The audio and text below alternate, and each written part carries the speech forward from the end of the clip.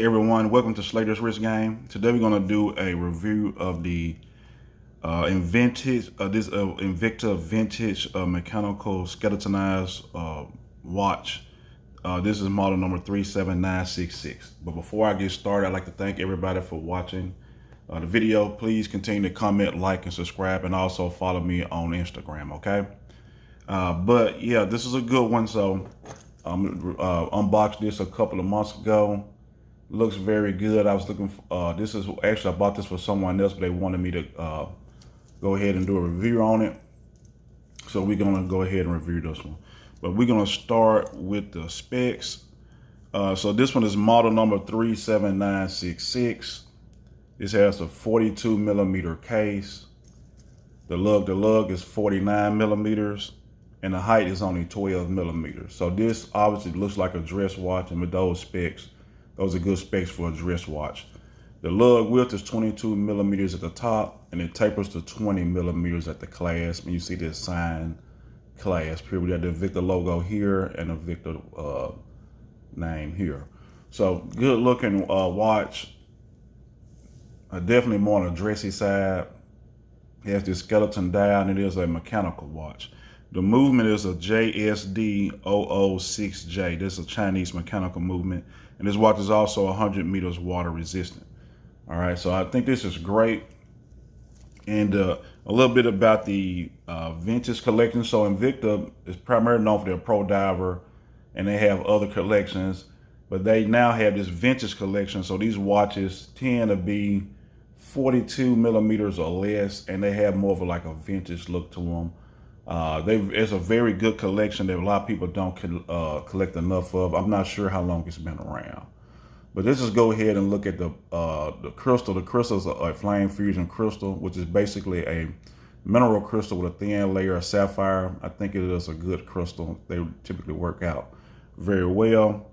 When you look at the bezel, you do have this layered bezel. So let's kind of get a closer look at the bezel. So this bezel is layered, and we look at the dial. It is the skeleton dial, and it has this is a 3-hand movement, and you have the white hour markers, which helps make this more legible. Okay, so this is I do like this skeleton dial where you can see the movement, and pretty soon I'm gonna go ahead and wind the movement.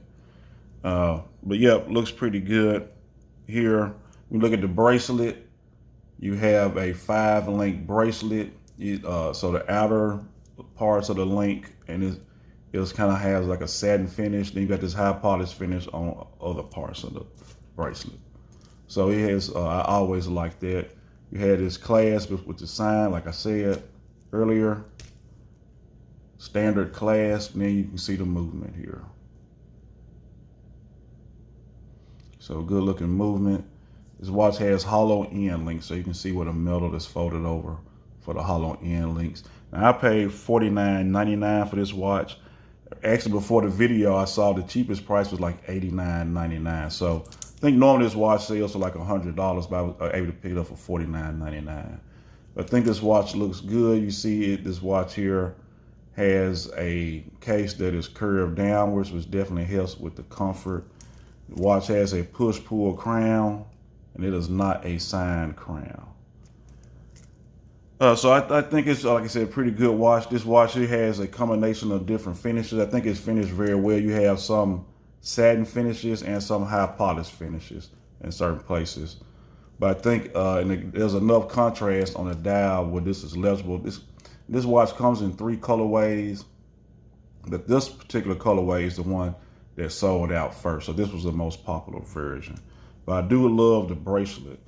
And let's just go ahead and give it a wind and see how things look here. So this is a mechanical.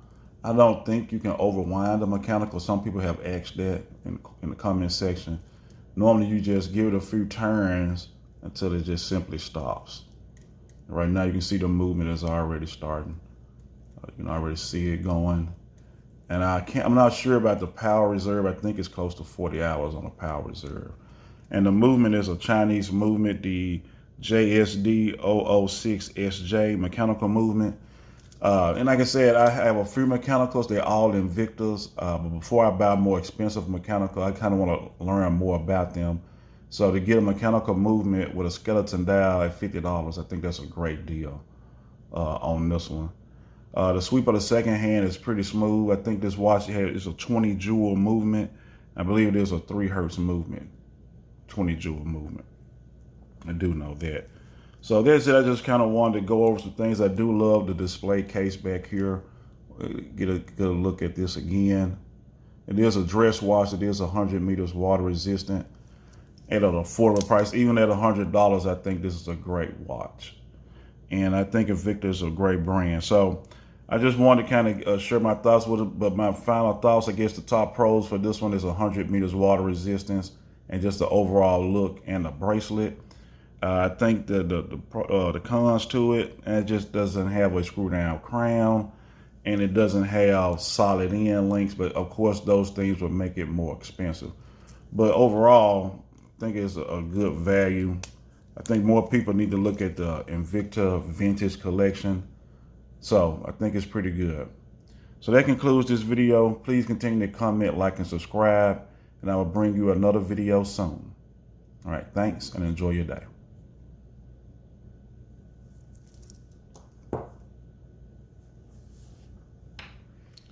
And guys, I am back. One thing I did forget about was to do the wristwatch check. So right now we're gonna go ahead and do a wristwatch check. So right now I'm wearing my Invicta Grand Diver. I love this watch. Picked it up for $39.99 a few years ago, 50 millimeter case. And it's 300 meters water resistant and very comfortable. So I have a 7 3/4 inch wrist, which is 20 centimeters. So I'm gonna take this watch off and put on the other watch to do a wristwatch. So you can see how it looks on my wrist.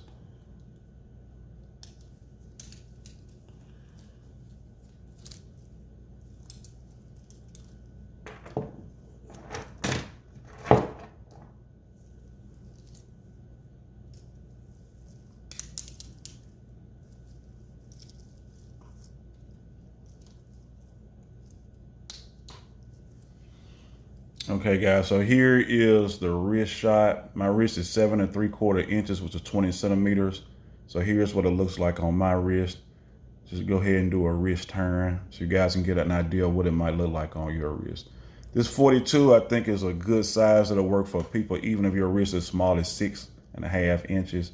I think you can pull this one off. So any watch between a 39 and a 42 millimeter, I think will fit most wrist sizes. So that's it. Just wanted to do a wrist shot. So thanks for watching this video. Please continue to comment, like, and subscribe, and I will bring you another video soon. All right, thank you.